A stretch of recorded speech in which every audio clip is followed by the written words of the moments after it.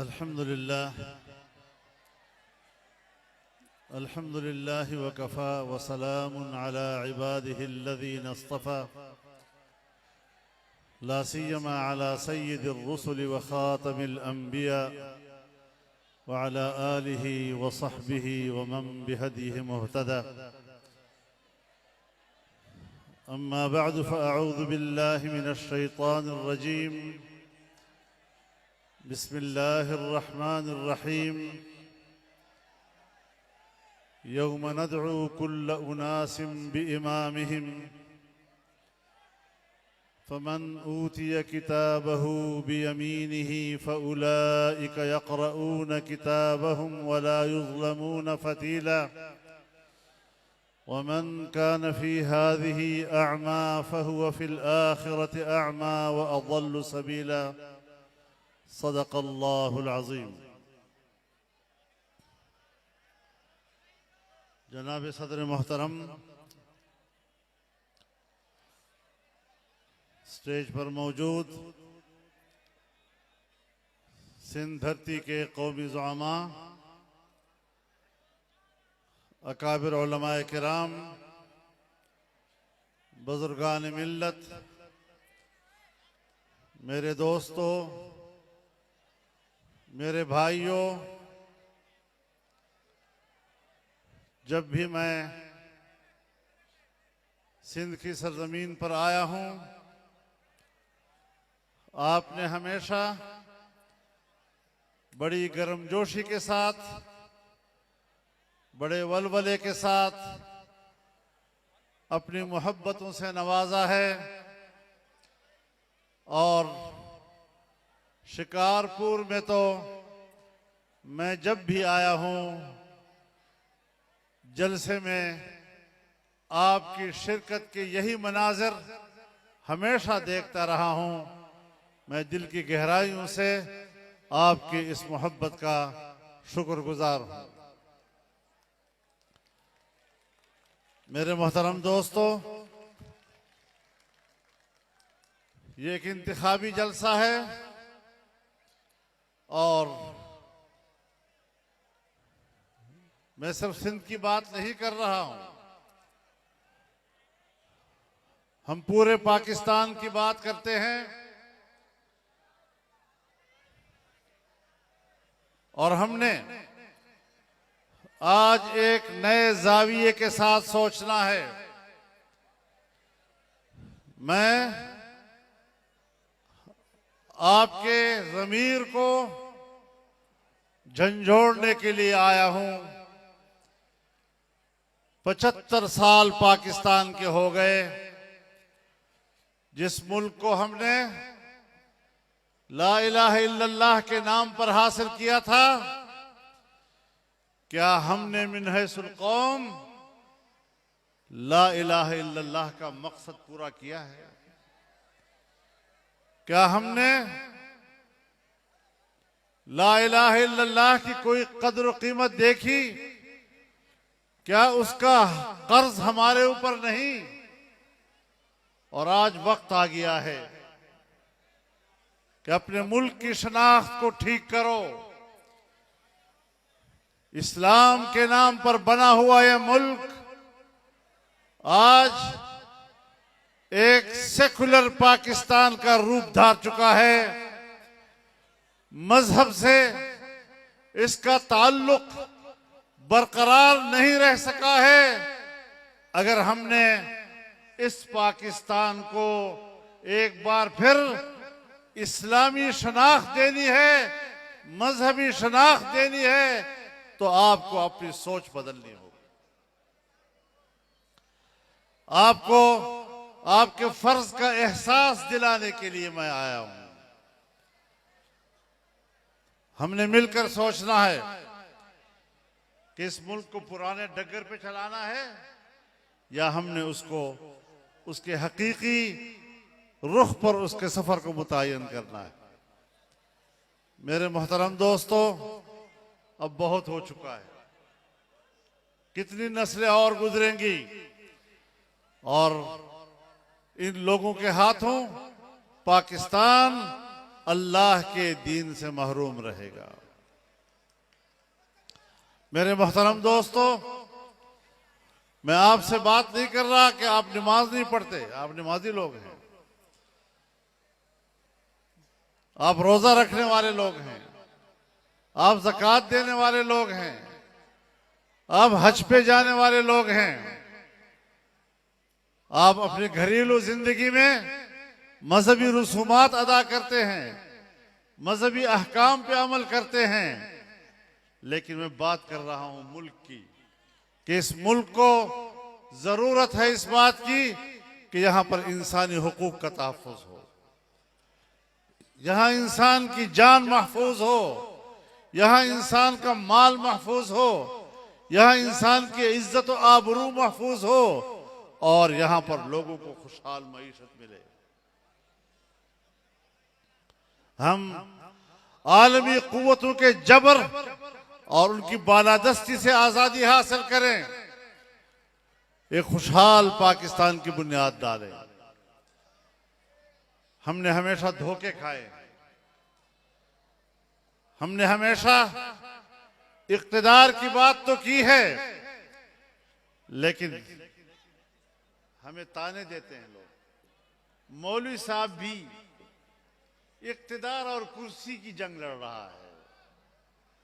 सुनो, इक़्तिदार और कुर्सी की जंग लड़ रहे हो तो तुम लड़ रहे हो। कुर्सी तक पहुंचना ये तुम्हारी जिंदगी का मकसद है। हमने तो कुरान से अखज़ किया है।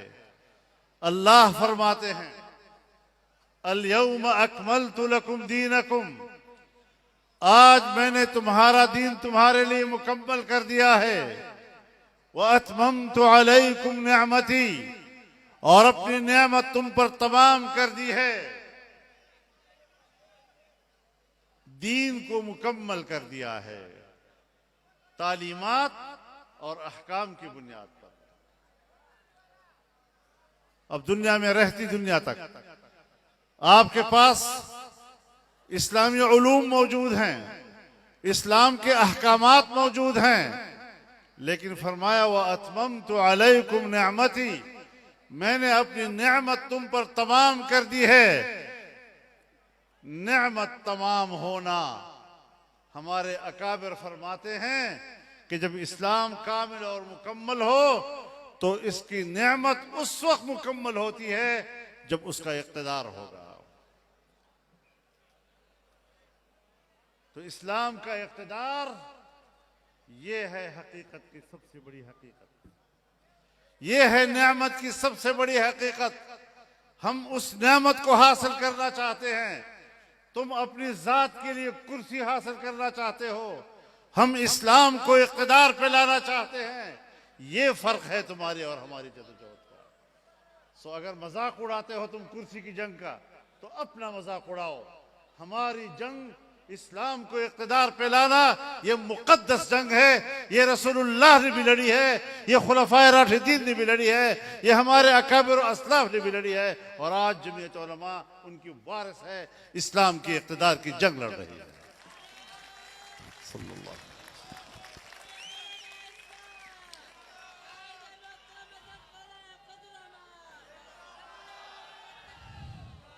मेरे मोहतरम दोस्तों, आप मुझे बताएं कि क्या हमारे यहां अमन अमान है? लोगों की जिंदगी महफूज है? रोजाना अगवाकारी होती है या नहीं होती? कत्ल गारत गरी होती है या नहीं होती? इंसानों की जानें ली जाती है या नहीं ली जाती? और फिर ये बताओ कि मईशत ठीक है? कहां चला गया पैसा? कहां गर्क हो गया पैसा? कि आज हम जब दूसरों को खैरात दिया करते थे, आज उन्हीं से हम भीख मांग रहे हैं। आपने कभी सोचा है कि ऐसा क्यों हो गया? इस्लामी दुनिया के सरमाए पर आलमी कुफ्र ने क्यों कब्जा कर लिया है?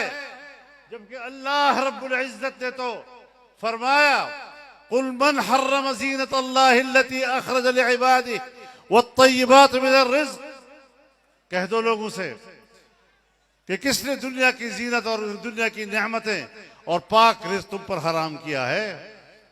कुल लिल्लज़ीना आमनू फिल हयातिद दुनिया, लोगों से कह दो कि ये दुनिया की नेमतें ये दुनिया में आपके लिए हैं, लेकिन दुनिया में काफिर भी आपके साथ शरीक होगा।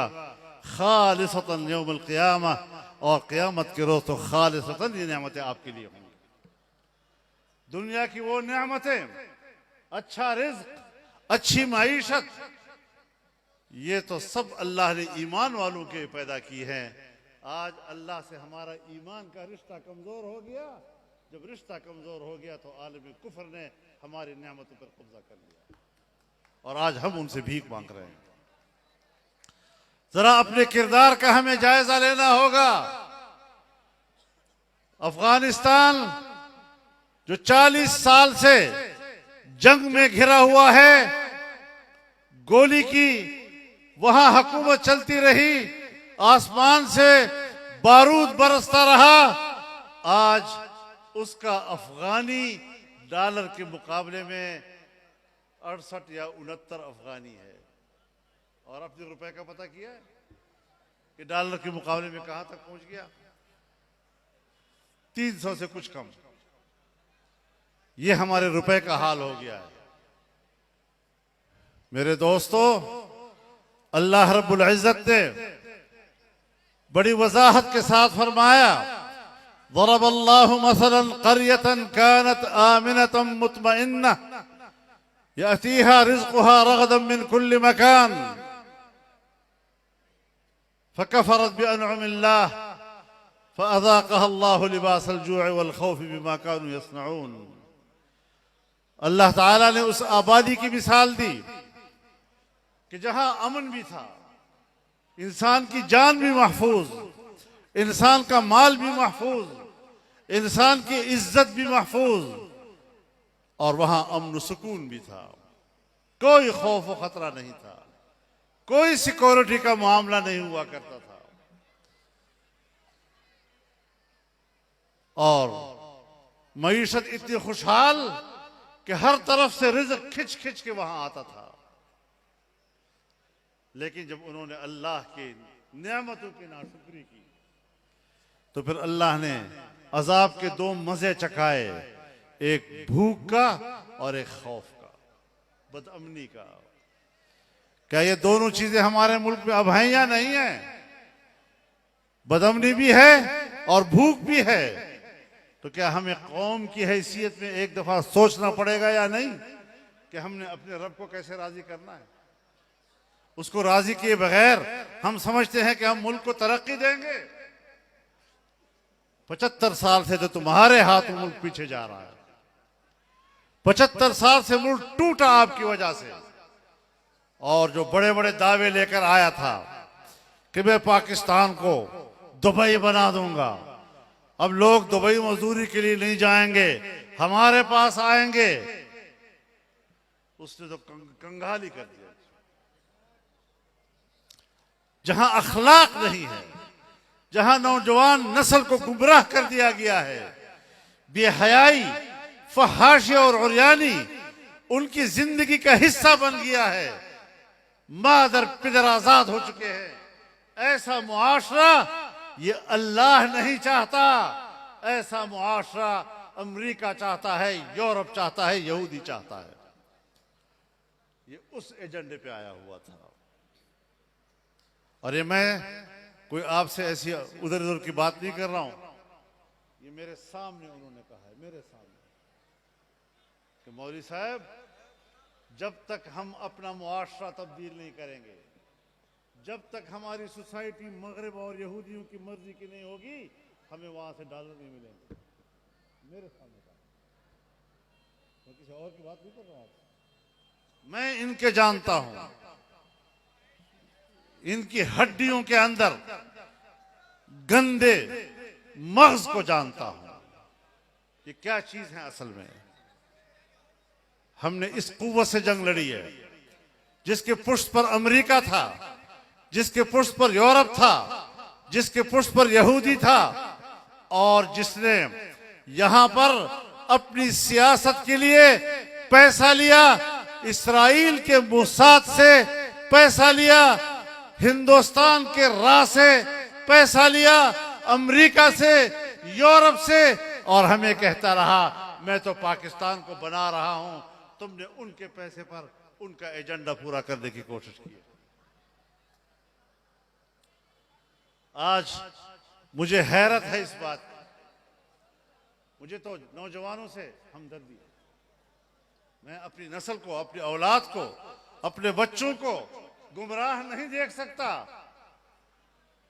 मेरी कितनी बड़ी ख्वाहिश होगी कि मेरी ये नस्ल महफूज हो जाए जो इन्होंने तबाह बर्बाद कर दिया। लेकिन जो लोग इस एजेंडे पर आए थे उनसे वोट की भीख नहीं मांगूंगा। उनको आज के जलसे से पैगाम भेजना चाहता हूं कि अगर खुदा न करे ये फितना कल दोबारा मुल्क पर मुसल्लत होता है तो इंशाअल्लाह कल भी अपने मुकाबले में इन फकीरों को पाएंगे।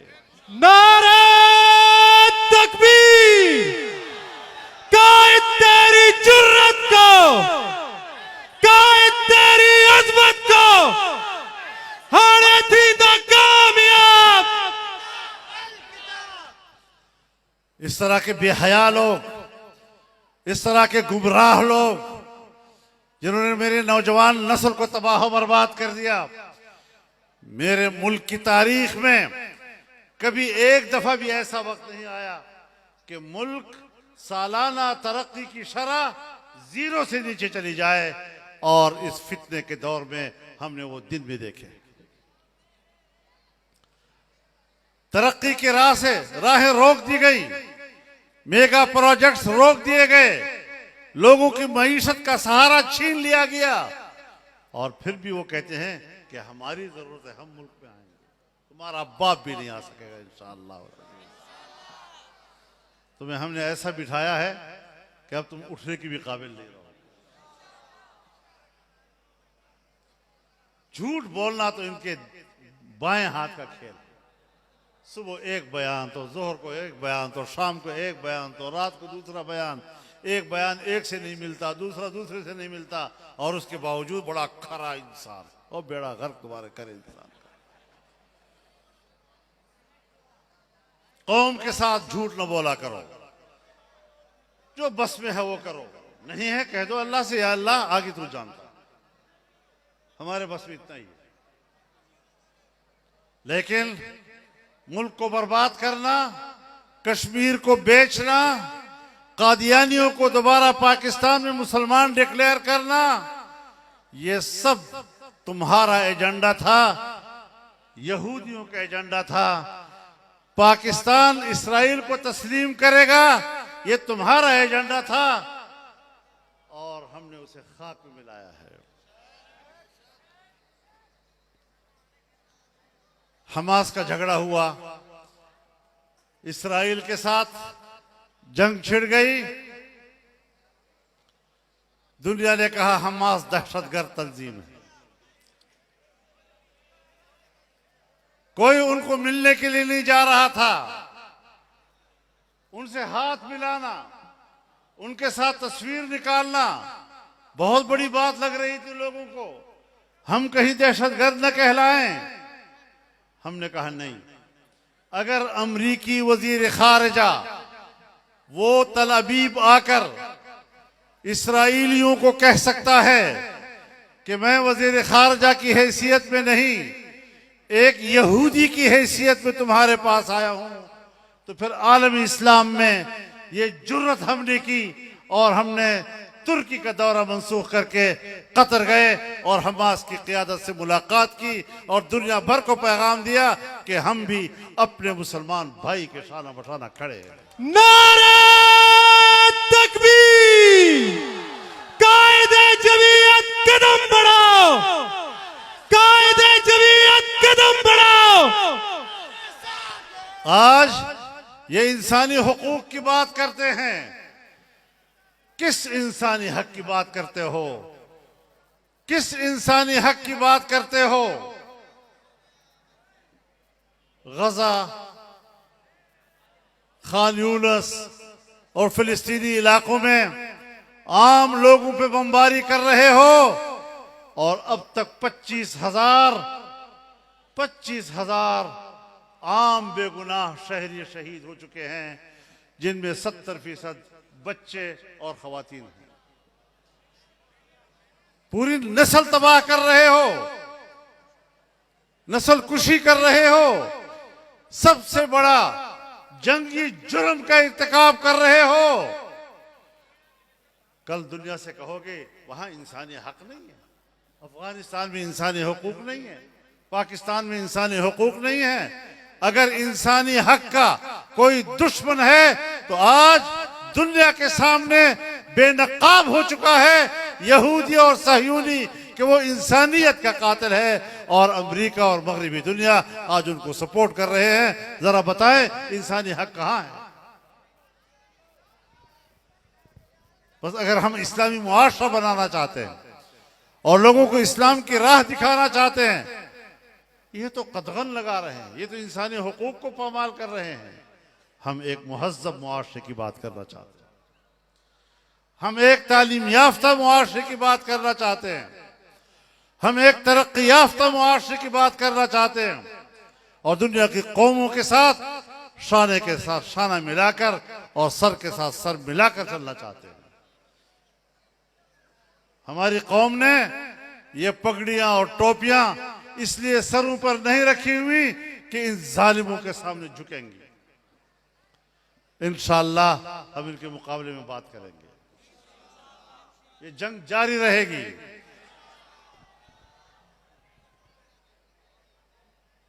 तो इस अज़म को लेके हमने आगे बढ़ना है, इस पे हमने तरक्की करनी है। आज अगर हम बात करते हैं, सिंध की बात आपने बहुत कर ली, बस इतनी काफी है। राशिद साहब कहते हैं सिंध की बात भी करो, जैसे उसने नहीं की। मुझसे अच्छी बात वो कर सकते हैं। सिंध पाकिस्तान का हिस्सा है और रहेगा इंशाअल्लाह। पाकिस्तान तोड़ने की इजाजत नहीं देंगे। पाकिस्तान मुत्तहिद रहेगा और सारे मसाइल कुरान और सुन्नत की रोशनी में ही हल होंगे इंशाअल्लाह। ये जो तुमने तासुर दिया है कि इस्लाम मसला नहीं हल कर सकता, फजलुर रहमान आएगा, जरदारी आएगा, नवाज शरीफ आएगा तो ये मसले हल करेंगे, तो फिर अल्लाह इस तरह इम्तिहान लेता है कि वो इक़्तिदार में आकर भी नाकाम हो जाते हैं। और ये कहो कि अल्लाह हल करेगा, अल्लाह की तरफ रुजू के बगैर कुछ नहीं हो सकता। इंशाअल्लाह इंतखाबात होंगे, किताब का निशान होगा और किताब के निशान पर हमारा ठप्पा लगेगा इंशाअल्लाह। ठप्पे ते ठप्पो, ठप्पे ते ठप्पो, ठप्पे ते ठप्पो, सिंध खपाई दे, सिंध खपाई दे, सिंध खपाई दे, ठप्पे ते ठप्पो।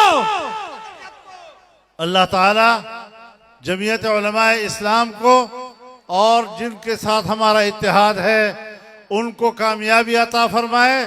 हमारा हर कारकुन जहां अपनी जमात को वोट देने का पाबंद है, वहां जिनसे हमारे मुआहिदे हुए हैं, मुआहिदे पर अमल करना भी शरीयत की तालीमात है। अल्लाह ताला हमें शरीयत पर चलने की तौफीक अता फरमाए। वाखिर